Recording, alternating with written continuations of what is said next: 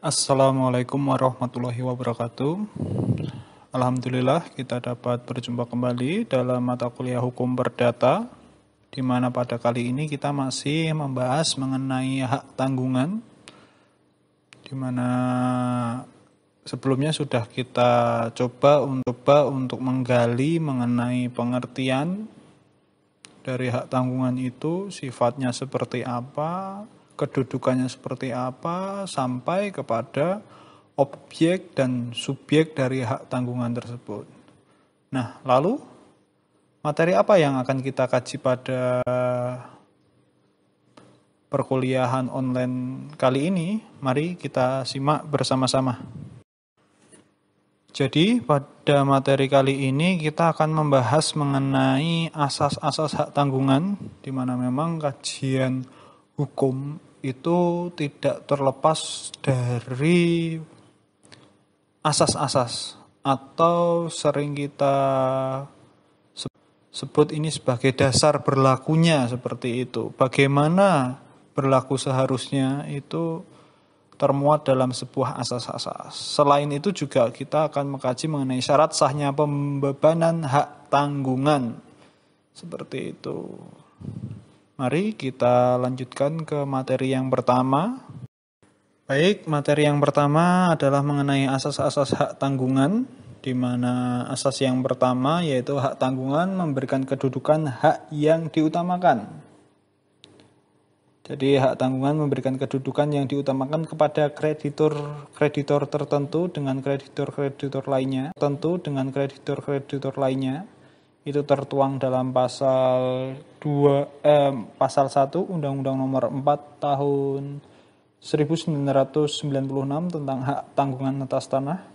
Jadi karena bisa dibebankan lebih dari satu orang, penentuan peringkat hak tanggungannya hanya dapat ditentukan berdasarkan pada saat pendaftarannya. Dan apabila pendaftarannya dilakukan pada saat yang bersamaan, barulah peringkat hak tanggungan ditentukan berdasarkan pada saat pembuatan akta pembebanan hak tanggungan. Hal ini termuat dalam pasal 5 Undang-Undang Nomor 4 Tahun 1996. Mungkin kalian bisa download itu. Asas yang kedua yaitu hak tanggungan tidak dapat dibagi-bagi berdasarkan pasal 2 Undang-Undang Nomor 4 Tahun 1996 tentang dan penjelasannya menyatakan bahwa hak tanggungan membebani secara utuh objek hak tanggungan. Ini berarti bahwa dengan dilunasinya sebagian hutang tidak berarti bahwa benda dapat dikembalikan sebagian. Jadi harus ada sebuah keutuhan karena tidak bisa parsial atau perbagian seperti itu. Ini maksud dari asas yang kedua. Asas yang ketiga, hak tanggungan hanya dibebankan pada hak atas tanah yang telah ada. Jadi fisiknya sudah ada terlebih dahulu. Asas ini diatur dalam pasal 8 ayat 2 Undang-Undang Nomor 4 Tahun 1996. Asas ini sebelumnya juga sudah ada dalam hipotek. Menurut pasal 1175 KUH Perdata, hipotek hanya dapat dibebankan pada benda-benda yang sudah ada. Hipotek atas benda-benda yang baru akan ada di kemudian hari adalah batal, karena memang harus ada fisiknya terlebih dahulu, nyata. Begitupun juga dengan hak tanggungan. Jadi antara hipotek dan hak tanggungan terkait dengan asas nomor 3 ini sama. Seperti itu. Yang keempat, hak tanggungan dapat dibebankan selain atas tanahnya juga benda-benda yang berkaitan dengan tanah. Berdasarkan pasal 4 ayat 4 Undang-Undang Nomor 4 Tahun 1996, hak tanggungan dapat juga dibebankan pada hak atas tanah berikut bangunan, tanaman, dan hasil karya yang telah ada atau akan ada yang merupakan satu kesatuan dengan tanah tersebut. Jadi setiap benda-benda yang melekat pada tanah itu juga dapat ditanggungkan atau melekat juga hak tanggungan seperti itu. Dan merupakan milik pemegang hak atas tanah yang Pembebanannya dengan tegas dinyatakan dalam akta pemberian hak tanggungan yang bersangkutan. Sehingga dapat pula disimpulkan yang bisa dijadikan jaminan bukan hanya yang berkaitan dengan tanah saja, melainkan juga benda-benda yang merupakan milik pemegang hak atas tanah tersebut. Tapi ukurannya jelas bahwa memang harus ada objeknya adalah hak atas tanah seperti itu. Itu mengenai hak asas-asas hak tanggungan. Baik, selanjutnya asas-asas hak tanggungan yang kelima. Hak tanggungan dapat dibebankan juga atas benda-benda yang berkaitan dengan tanah yang baru akan ada di kemudian hari. Meskipun hak tanggungan hanya dapat dibebankan tanah yang sudah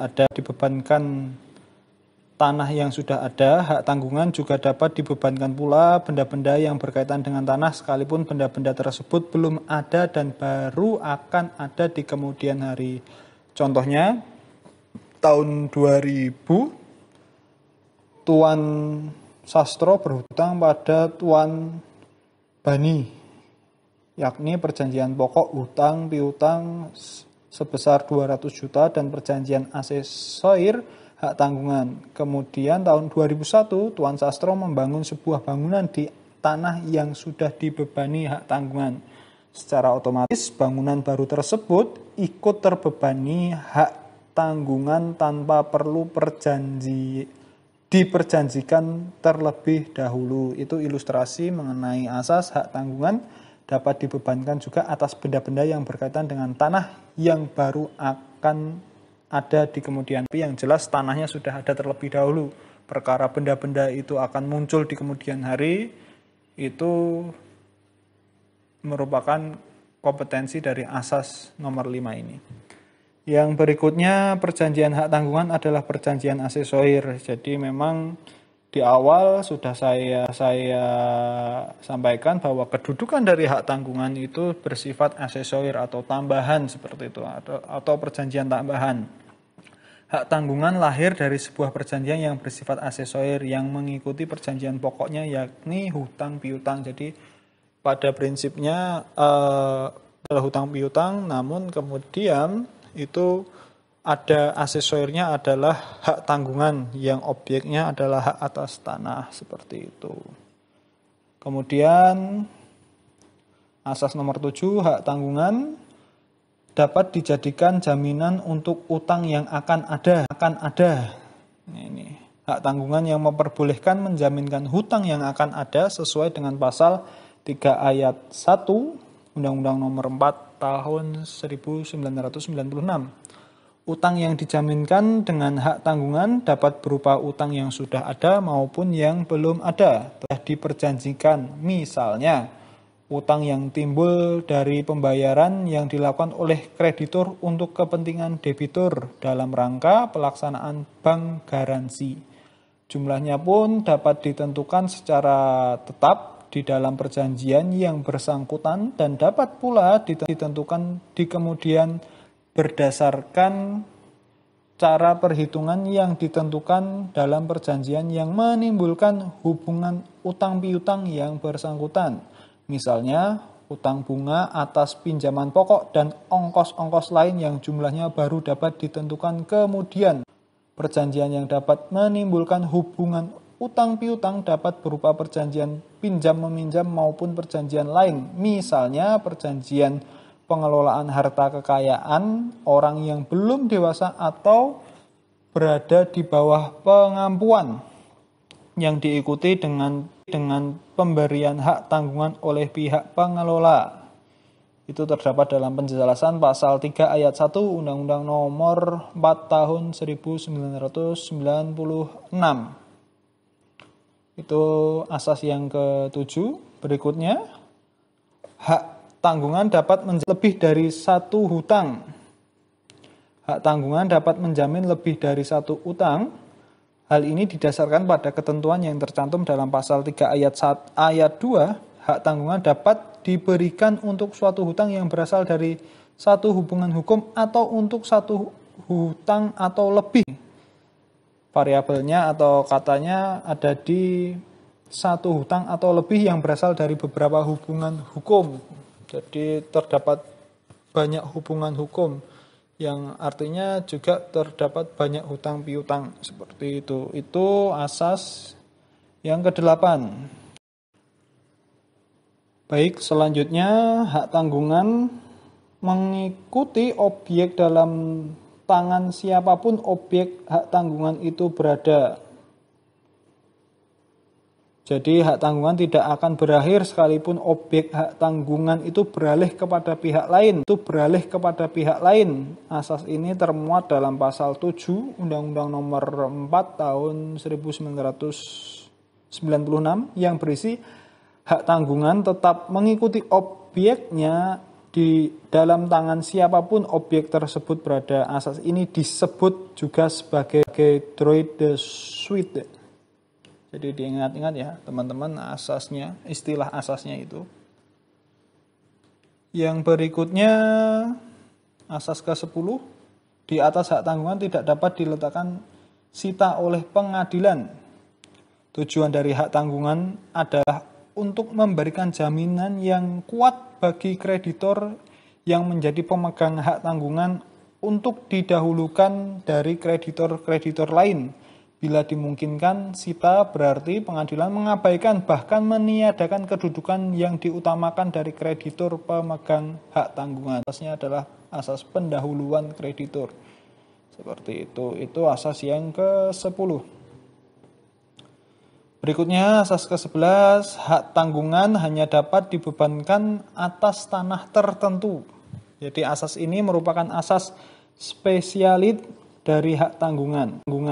Baik subjek, objek maupun utang yang dijamin berdasarkan pasal 11 ayat 1 huruf E, uraian yang jelas mengenai objek hak tanggungan, maksudnya meliputi rincian mengenai sertifikat hak atas tanah yang bersangkutan atau bagi tanah yang belum terdaftar, sekurang-kurangnya memuat uraian mengenai kepemilikan, letak batas-batas, dan luas tanahnya. Hal ini juga menghindari salah eksekusi karena tanah yang dijadikan objek hak tanggungan sudah jelas disebutkan.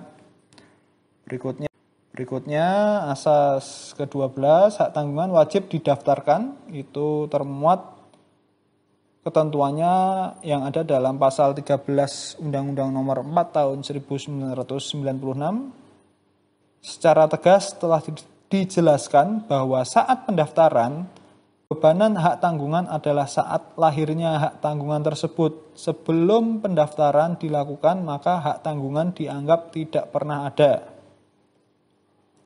Selain itu, dengan pencatatan pendaftaran yang terbuka bagi umum memungkinkan pihak ketiga dapat mengetahui tentang adanya pembebanan hak tanggungan atas suatu tanah. Itu asas yang kemudian dua asas yang terakhir, asas ke-13 dan ke-14, hak tanggungan dapat diberikan dengan disertai dengan janji-janji tertentu. Asas hak tanggungan ini termuat dalam pasal 11 ayat 2 Undang-Undang Nomor 4 Tahun 1996. Janji-janji yang disebutkan dalam pasal ini bersifat fakultatif, boleh dicantumkan atau tidak, baik seluruhnya maupun sebagian, dan tidak limitatif, dapat diperjanjikan lain selain yang disebutkan dalam pasal 11 ayat 2 Undang-Undang Nomor 4 Tahun 1996. Coba kalian cek pasal 11 ayat 2 tersebut. Kemudian asas yang terakhir, pelaksanakan eksekusi hak tanggungan mudah dan pasti. Jadi prioritas pertama pemegang hak tanggungan adalah untuk menjual objek hak tanggungan sebagaimana dimaksud dalam pasal 6 Undang-Undang Nomor 4 Tahun 1996 apabila terjadi cedera janji atau wan prestasi. Titel eksekutorial yang terdapat dalam sertifikat hak tanggungan sebagaimana dimaksud dalam pasal 14 ayat 2 Undang-Undang Nomor 4 Tahun 1996, Objek hak tanggungan dijual melalui pelelangan umum menurut tata cara yang ditentukan dalam peraturan perundang-undangan. Untuk pelunasan piutang, pemegang hak tanggungan dengan hak mendahului daripada kreditur-kreditur lainnya. Jadi dengan disebutkannya dua dasar eksekusi di atas dalam pasal 20 Undang-Undang Nomor 4 Tahun 1996 terpenuhi pembentukan undang-undang akan cara pelaksanaan eksekusi yang mudah dan pasti. Itu mengenai asas-asas hak tanggungan. Jadi memang asas-asas hak tanggungan, bagaimana cara melakukan hak tanggungan itu termuat secara komplit dalam Undang-Undang Nomor 4 Tahun 1996. Baik, materi yang berikutnya yaitu mengenai pembebanan hak tanggungan. Jadi pembebanan hak tanggungan ini terdapat di dalam asas-asas dalam hak tanggungan, yaitu dalam Undang-Undang Nomor 4 Tahun 1996 tentang hak tanggungan. Jadi pada prinsipnya memang hak tanggungan ini ada beberapa hal yang perlu diperhatikan yang membedakan hak tanggungan dengan lembaga jaminan yang ada sebelum dikeluarkannya undang-undang tersebut. Jadi sebelum Undang-Undang Nomor 4 1996 ini ada beberapa hal yang perlu diperhatikan. Salah satunya diantaranya ialah pencantuman benda-benda yang berkaitan dengan tanah. Dalam pembebanannya, sebagaimana diketahui, hukum tanah nasional didasarkan pada hukum adat yang menggunakan asas pemisahan horizontal. Benda-benda yang merupakan satu kesatuan dengan tanah menurut hukum bukan merupakan bagian dari tanah yang bersangkutan. Oleh karena itu, setiap perbuatan hukum mengenai hak-hak atas tanah tidak dengan sendirinya meliputi benda-benda tersebut. Namun demikian, penerapan asas-asas hukum adat tidaklah mutlak, melainkan selalu memperhatikan dan disesuaikan dengan perkembangan kenyataan dan kebutuhan masyarakat yang dihadapinya. Berikutnya, pembebanan hak tanggungan atas tanah dimungkinkan pula meliputi yang ada di atasnya sepanjang benda-benda tersebut merupakan satu kesatuan dengan tanah yang bersangkutan. Pasal 4 ayat 4 dan ayat 5 Undang-Undang Nomor 4 1996 menentukan bahwa objek hak tanggungan dapat meliputi bangunan, tanaman, dan hasil karya yang merupakan satu kesatuan dengan tanah. Hak tanggungan pada dasarnya adalah hak tanggungan yang dibebankan atas tanah. Hal ini sesuai dengan asas pemisahan horizontal yang dianut hukum tanah nasional yang didasarkan oleh atau pada hukum adat. Namun dalam kenyataan di atas, tanah yang bersangkutan sering terdapat benda berupa bangunan, tanaman, maupun hasil karya lain secara tetap merupakan satu kesatuan tanah itu. Benda-benda tersebut dalam prakteknya juga diterima sebagai jaminan kredit bersama-sama dengan tanah yang bersangkutan. Bahkan tidak ada pembiaran hak tanggungan yang hanya mengenai tanah saja, sedangkan di atas tanah tersebut ada bangunannya. Dalam pasal 4 ayat 4, ini sebenarnya saya membahas asas yang sudah saya sebutkan tadi sebelumnya. Jadi pasal 4 ayat 4 Undang-Undang Nomor 4 tentang hak tanggungan dan ayat 5 memberikan penegasan bahwa pembebanan hak tanggungan atas tanah dimungkinkan meliputi benda-benda tersebut seperti yang sudah dilakukan dan dibenarkan dalam praktek selama ini. Untuk tetap berdasarkan pada asas pemisahan horizontal, pembebanan atas bangunan, tanaman, dan hasil karya tersebut harus secara tegas dinyatakan atau diperjanjikan dalam akta pemberian hak tanggungan atau sering disingkat APHT yang bersangkutan. Itu mengenai pembebanan hak.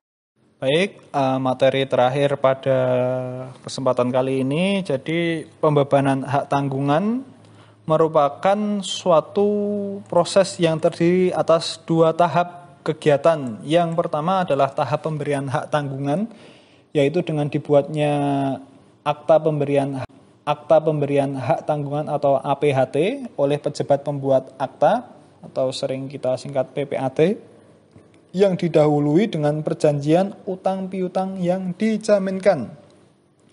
Jadi memang berkaitan dengan utang piutang yang melibatkan suatu objek tanah itu pasti nanti akan berkaitan dengan pejabat pembuat akta tanah seperti itu.